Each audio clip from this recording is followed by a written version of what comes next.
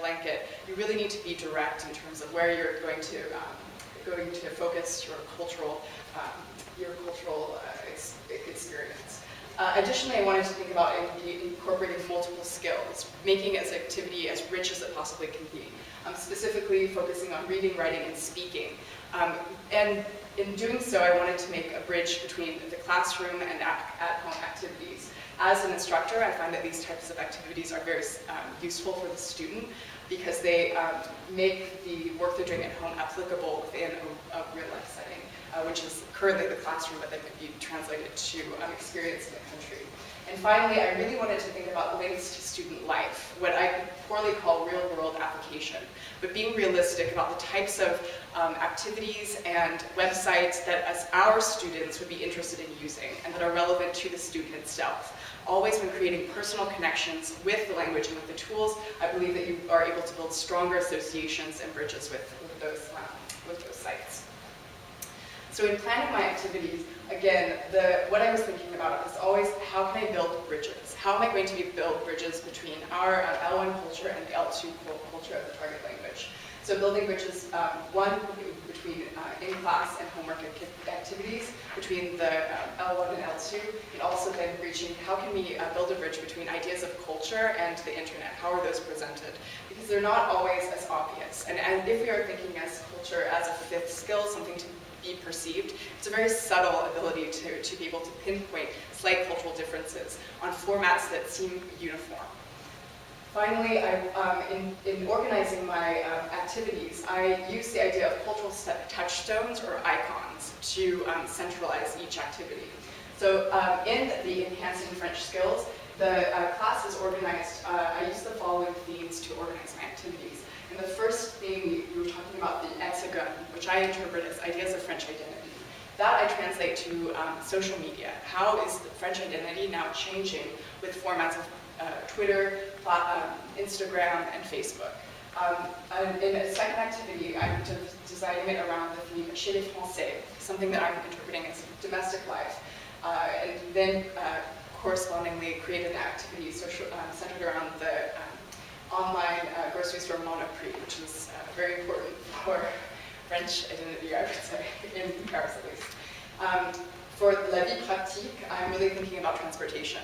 RATP being the transit system that controls the subway, bus lines, and trams in Paris. And finally, après le bac, thinking about research skills and my own experience as a student in France. What types of skills do I think would be useful for a student as a researcher, and thus building an activity around libraries within France and how to use online search engines.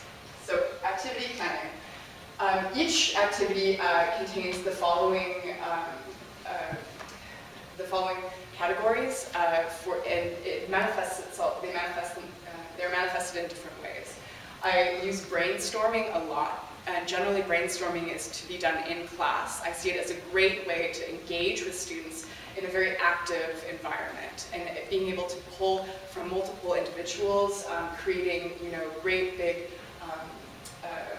bubbles on a chalkboard, and really engaging and making a student see that he or she already knows, has many associations with the language or lesson or the cultural point.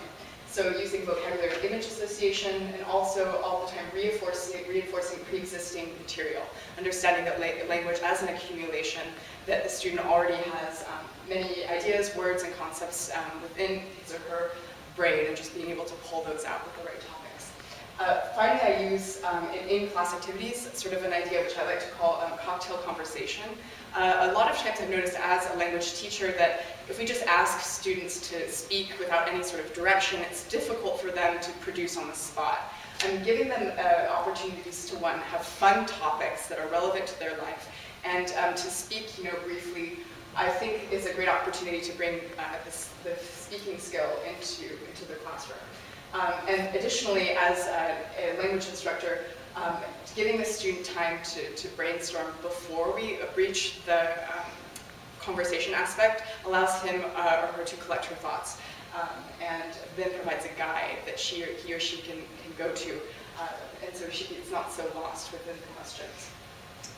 All of the at-home or is very interactive, meaning that the student is going to be engaging with the website, having to input information, having to go through multiple processes, and to get an outcome or potential, either goal-oriented. So a student has a clear idea of, my goal is to look up a specific book in, within the BNF search site, or to go on a particular itinerary in the metro. I think that such orientation allows the student to keep a focus that narrows the scope of the field. Finally, they're very structured, I think you'll see. The maximum amount of structure within, because the internet is so limitless, I think providing very structured steps and guidance will help the student achieve his or her goal. And again, always present-day cultural relevancy and embedded vocabulary within the activities. I'm very interested by the appearance of technological vocabulary in French and how it's not an automatic borrowing from English, that they're actually creating new words to say things like Twitter handle and trending. And so I think it's interesting for the language student to be aware that French is not just inheriting the English, but also putting a French spin on these things. So being able to pull those out, I think, is a great sort of linguistic and cultural moment that we can have in the classroom. So for this main part of the part of the presentation, I'm going to reach each of the activities from three standpoints: what will we be doing in class, what the students are doing at home, and then finally the wrap-up exercises to really demonstrate to the student if he or she has understood the cultural concept or has been successful with the exercise.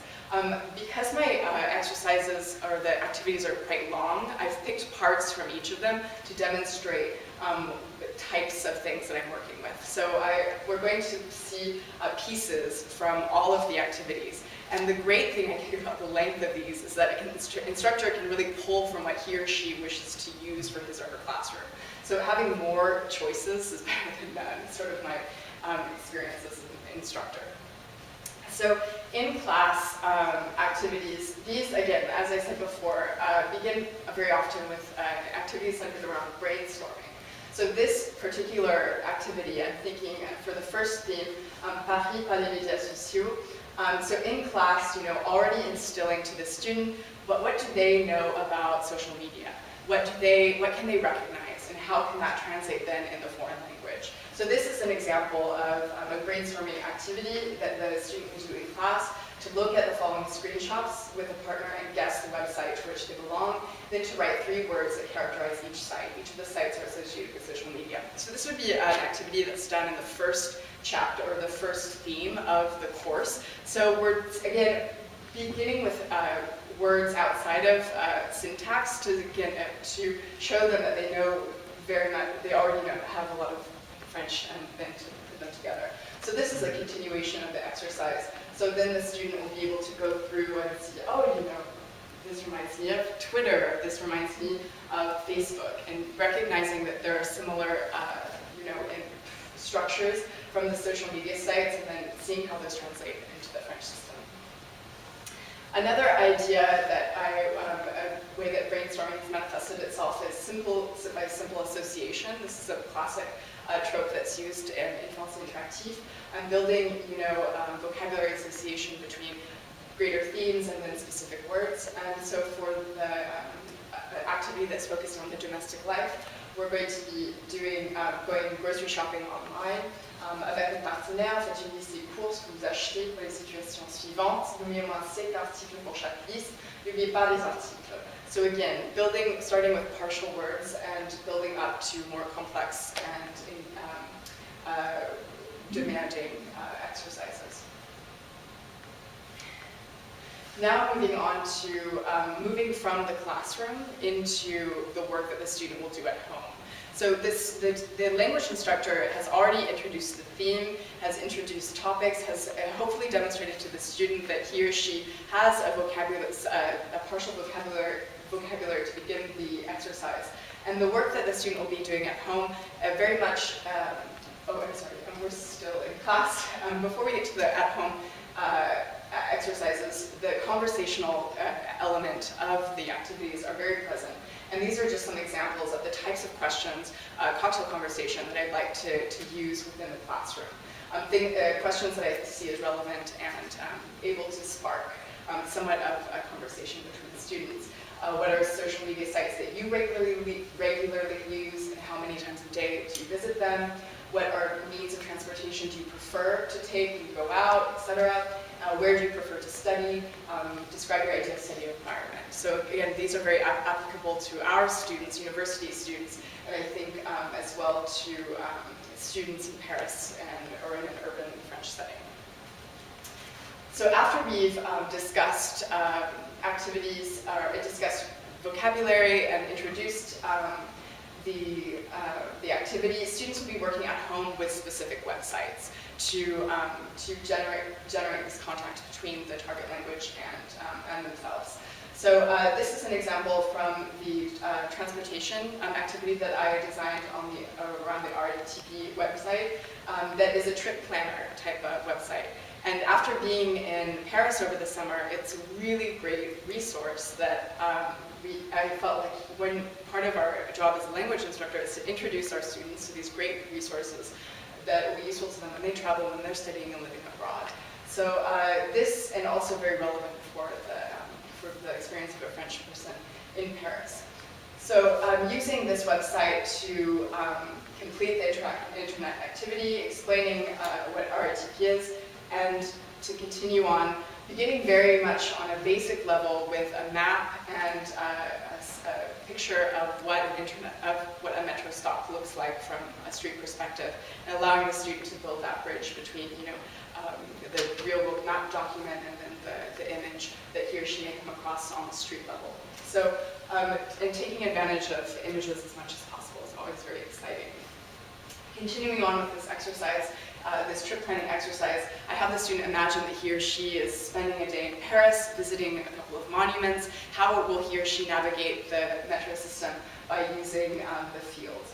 And sort of demystifying the process. So this is an example of the type of work that the student is going to have to input, and then hopefully to be able to have a route to the desired destination. Additionally, in the homework section, there's a lot of guided vocabulary identification and incorporation, okay? Because it's also, as I said before, knowing the language of the internet in French and seeing how different it is from English, or as well seeing the similarities that emerge. So in this exposure to websites and these activities, we can really reach those vocabulary words and topics for our students. Maximizing the use of charts, tables, and lists to allow for modest lexical production before we're asking for paragraphs or larger compositions, showing similar terms and roots that exist between perhaps L1 and L2, and finally reconfiguring translation from this perhaps outdated to more put it into your own words, make sense of these websites, of these different posts. How would you communicate that? How do you understand that? I believe that to be a useful exercise. So here is an example from the social media activity in which a student has to look at the Facebook page for the city of Paris and look at the page, translate it into his or her words into English, which is somewhat tricky because now Facebook has implemented a translation feature, but really encouraging the student to apply his or her skills to the website. This is an example of a chart that the student would fill out when working with the domestic life activity of shopping at Monoprix. Engaging, he or she has created a shopping list of the products that he normally buys, and then filling out the chart before being able to reach a more complicated writing composition. So again, focusing on keywords, focusing on relevant terms, having the student being able to identify those.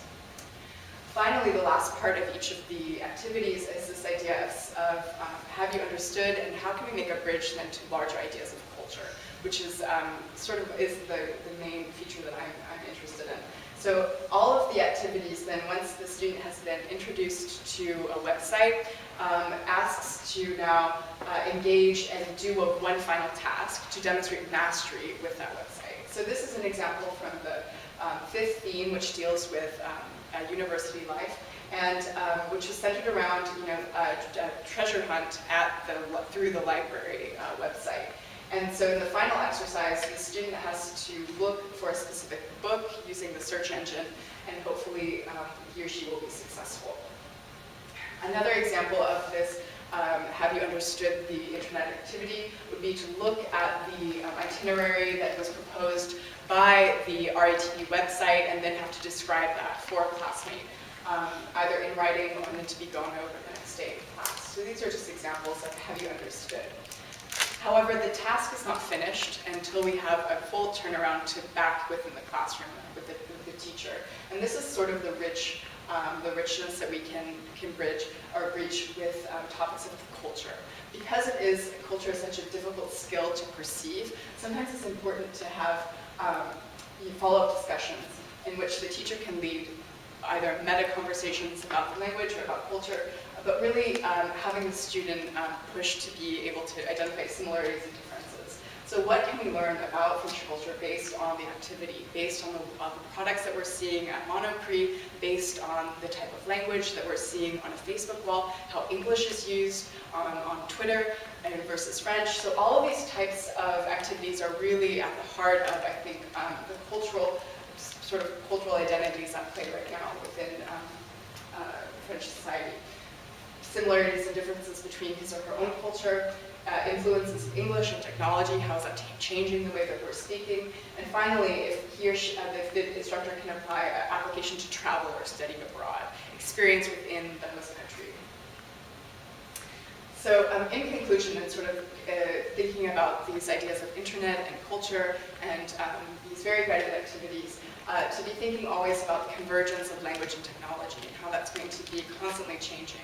I think that the difficulty that when we open up the language classroom to technology and to the internet is that we constantly have to be reevaluating the activities that we're using and updating them for what's being used within French society or whatever aspect of the target language. So that is very demanding for the language instructor and the creator of materials because you always have to keep it fresh. Additionally, bringing ideas of culture to the metalinguistic and cultural perception that the student is able to gain from such activities, how can we learn this skill through these internet activities? It provides a familiarity with relevant websites, and finally, real interaction with the target language through virtual communities of the web, and possibly that leading to something else. Just encouraging the idea that you can explore these websites in France or in French lexicon. You have this familiarity already, but how can you engage the L2 with these sites? So that is a brief presentation on the materials, and I'd just like to thank again the Texas Language Center for such a great opportunity to have created these. So thank you. Thank you. I hope you would be willing to take a few questions. Oh, of course. Yeah, any questions? I would love to use director's advice here to get the first one out. Get started here. I'm so pleased that you chose the proficiency level of intermediate to talk to us today, simply because I think a lot of us who do language teaching know that the beginning tends to be one of those. Not that it's easy to teach, but it's in a sense more directed. Yes. in teaching. And advanced has its own advantages to being able to teach. Intermediate is a tough level to teach, and I'm wondering at that point, especially with the in-class activities, given that I'm assuming you've got students at various levels having finished the intensive course of proficiency, do you find the activities self-leveling in a way for proficiency, or do students in their interaction in groups adjust to one another for who the stronger, who the weaker students are within a group? That's a very good question, because I think you do have to be realistic that not every student is following the same method and is approaching it with the same vocabulary. So I think the activities definitely valorize different types of words and bringing them to the table. This is the idea that even though you may be a weak student, you still perhaps have 2 or 3 words that you can contribute to the discussion. So in beginning with brainstorming, I think that makes it a very approachable platform for every level of student. Because just thinking about one word, one association, even if that means, a proper noun to initiate the discussion, of just showing the student that you have some sort of link to this already, or if not, perhaps, an opportunity to discover a word that he or she already knows. So I think that is, again, one of the difficulties that we experience in an intermediate classroom. And this is a way to bring the students closer together and to give them the confidence that they need to be able to handle these sites successfully. So hopefully that's accomplished. And also the very structured work at home is meant to give the student, I think, as well, all of the tools necessary to complete these activities. I really want the student to be able to go research an itinerary, to shop online and feel like, I can do this. I'm using a website that French people use. I'm able to do this. Wow, that's really exciting for me. And so that was sort of my idea, that I think every level of French student could reach, because we have such I think our students are very technologically savvy, and also knowing that 80% of the French population is online as well. We really need to exploit these resources. So. Thank you. Yes. I don't want to put you on the spot, but if you have any of these activities on your computer, do you think you could maybe show us your favorite one and walk us through different steps? Yeah, sure. That would be great. That'd be great. Okay. So I really like the Metro activity because I love Metro in Paris. So this is an example of what the activity looks like. So this would be the printed material that the student would receive and that the teacher would receive. In addition to each of the paper copies, there are teacher handouts and guides for the instructor about which topics to address and how to initiate the discussion. So this cultural icon that I was using to orient the activity on the Paris subway was this idea of métro boulot dodo, which is a very common French expression of going to work, getting up, taking the metro, going to work, and going back to sleep. That sort of rhythm of urban life. And so that is this I guess, unifying structure within the activity. So here we have, in class, looking at the public transportation, with a partner, thinking about 3 key words for each mode of transport, and then if using the French text book, if he or she is unable to with his or her partner. So an example would be, the Eiffel Tower, I associate that with Paris, it's big, going up it. So these are the type of associations that I want the student to be able to accomplish. And then the next part, which would be done in class, would be, again, this is the idea of the conversation, a personal survey that the student would conduct with a partner, with multiple partners, and then a discussion to be brought out with the rest of the classroom. So respond to the following questions with the partner and to note the responses. I think it's very important for our intermediate students to be taking notes about what he or she is hearing. That's sort of one thing that I notice within my classrooms, that students aren't listening to the partners they're engaged with. So I think if you really focus and give them the materials with which to take notes and to force them to do those exercises, it's very beneficial for the listening comprehension. So, what are the types of transit that you take regularly in Austin, and other UT students, what do they take, and their parents, what types of transit do they take? What type of public transit do you prefer when you go out? What are advantages and disadvantages? Can you think of other modes of transit in Austin that are not included in the list? And project yourself in the year 2063. Are there other possible transits in Austin? Which ones? What can you envision? So moving from, this would be all done in class. And then homework would be looking up a specific itinerary.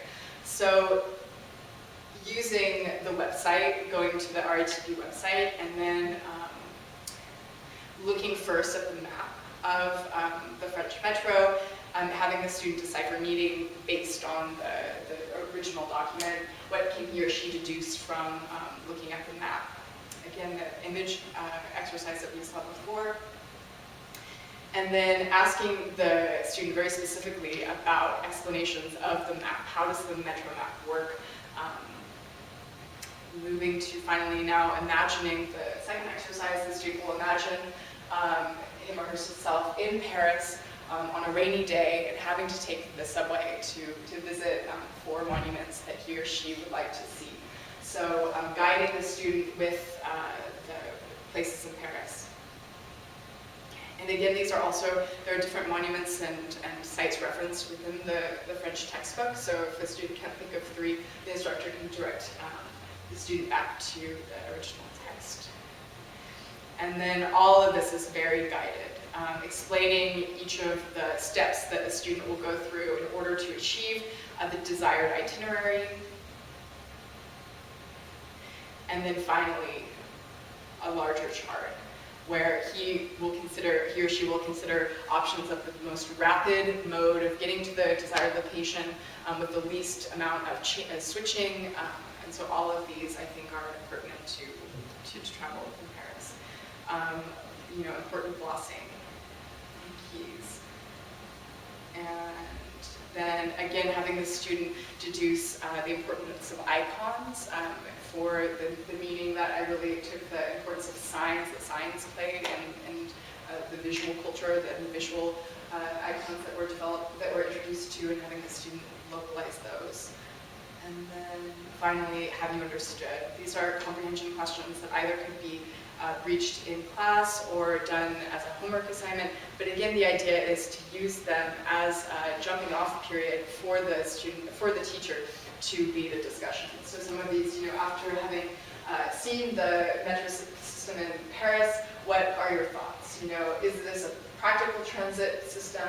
Can you think of other cities in the United States or elsewhere that have similar systems?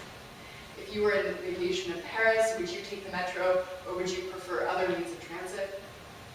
And then again, this is the activity that I showed before. This is an example of an itinerary that was given by the trip planner. Can you describe it? What does this mean? Now, looking at this and being able to interpret, well, this is line 7, we switch to line 4, and having the student see that he or she is somewhat familiar now with the metro system. So that is an example of one of the activities that we designed. Other questions, please.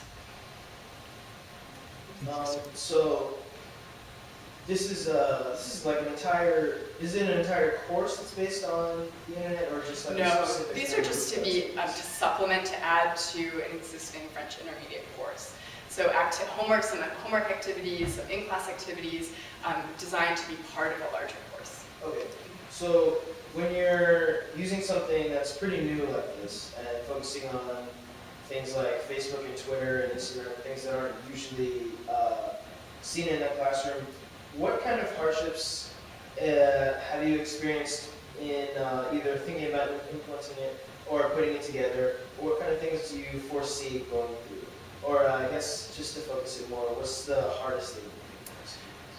Well, I think one of the great things about a language classroom is that we get to work in so many different types of registers in very formal settings and also the informal. So one of the dangers of a foreign language classroom is almost becoming too familiar or too informal, and perhaps we could say, oh, that these, exploiting Twitter and Facebook and Instagram, we have the possibility of falling into that realm. But I would disagree and say that creating and using these less high register platforms makes, the language very real to the students in the sense that this is how it's being used, and taking the idea of language learning out of this dusty, nose in the book place, just really seeing it at play within, this virtual world. It might be, so I would say there aren't necessarily negative aspects, but just a lot of potential to, change existing ideas about language learning, and to always make it known that language learning is continuously relevant for the way that we are, talking and speaking and communicating in the modern world. So, Meredith? With how far the internet has brought everyone where you can easily connect all across the world in a matter of milliseconds, do you think that in courses they'll begin to implement not just including putting applications to the environment in France and seeing the culture, but directly to other students or instructors? Yeah, I think that's really real time. It's so exciting. And if we didn't have to worry about time change, time zone issues, it's a really great, and it's a manifestation of an exchange that a student can have with, a French speaker halfway across the world. And so and that possibility really excites me. The logistics of making that come to fruition, I see as a challenge, but definitely something that should be explored within the language classroom. Again, because keeping it relevant and keeping it exciting and forcing that interaction will only produce, I think, better communication and just more exciting opportunities for the foreign language student. Any questions? If I may, I noticed on the material you were showing us there's always that interesting phenomenon of trying to keep everything authentic by keeping it in the language, which I think is terrific, fabulous. I wonder, given where my own French is, that the language of the instructions to most of the bits and pieces are actually a level considerably higher than what you're asking the student to do. Is it ever a problem, or how do you cope with the giving instructions to some of these semi-technical exercises in the language? Yeah, that's a very good point. And when I was, initially playing with the sites, sort of translating that to what is this going to look like for a student, and I felt the language that I chose and using imperatives, to direct the student, using a future posh to make it sort of less complicated. Right. Those are the decisions that I made to make it less daunting, but I agree that sometimes maybe it's too many instructions for the exercise. That I would say, if I were to revise these further, how can we simplify the instructions to really leave the student with the closest semblance to the site and remove, my modifications? So I would say in another round of revisions that would be something to consider specifically. But I do believe that it could be a hindrance for the language student. Yeah, definitely. Have you tested this at all, or know anyone who has tested something similar? Well, we've used internet activities within the classroom that are somewhat similar to these already in 601 and 611 for many semesters.